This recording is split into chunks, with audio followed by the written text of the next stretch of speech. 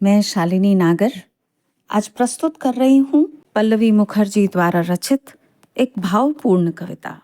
सीधा सपाट सा दिखने वाला पर बहुत गहरा सवाल, जो सिर्फ बालमन को ही नहीं, मुझे और आपको भी झकझोर देगा।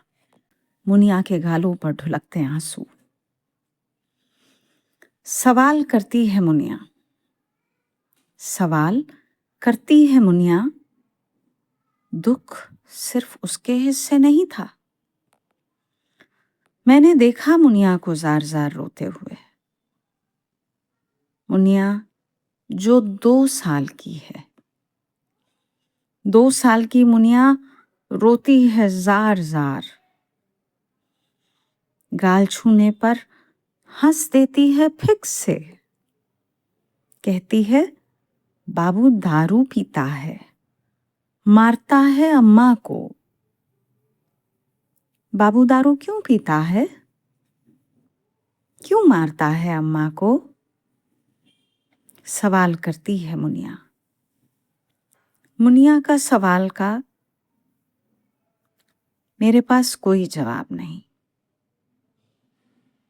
कोई जवाब नहीं है मेरे पास।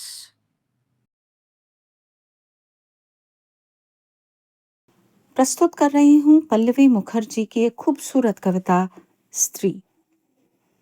तुम देखते हो एक स्त्री को, ऊपर से उसकी स्निग्ध देह, उसकी गोलाइयां, उसके बाहुपाश की कोमलता, उसके भीगे होंठ नहीं दिखती। सिर्फ तुम्हें उसके भीतर की वे तमाम खरोंचें जो पीढ़ियों से चली आ रही हैं, उसके भीतर के टीसते घाव जो सदियों से रिस रहे हैं। उसने तुम्हारे भीतर के घावों को भी बचाया था नासूर होने से। स्त्री छिपा जाती है खरोंचे और घावों को, जिस पर दर्ज होता है तुम्हारा भी नाम। तुम तमाम पीड़ाओं को उलीचते उलीचते वेदनाएं दफन हो जाती हैं स्त्री के अंतस में, और गौरैया सी हो जाती है उसकी देह, फुदकती रहती है समूचे आंगन में।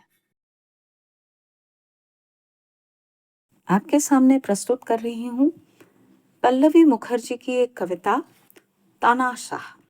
आटे की तरह खुद को समेटती हूँ, गूंथती हूँ नर्म लोई के लिए। तुम्हारी थाली की रोटियों में कंकड़ों की रड़क नहीं होनी चाहिए, ना ही नमक तेज दाल में। चीजों को बीनने समेटने में स्त्री के पास दृष्टि होती है पैनी, तालाब के किनारे समाधिस्थ एक बगुले की तरह। लेकिन गेहूं के पिसने का दर्द उसकी जड़ों को पता है। कितने ही पड़ावों से गुजरता हुआ फूलता है अदद रोटियों में, तमाम छिछले दर्द को परे ढकेल कर। लेकिन ये भी सच है, एक तानाशाह भी मर सकता है, एक भिखारी की तरह, अगर उसे रोटी ना मिले। धन्यवाद।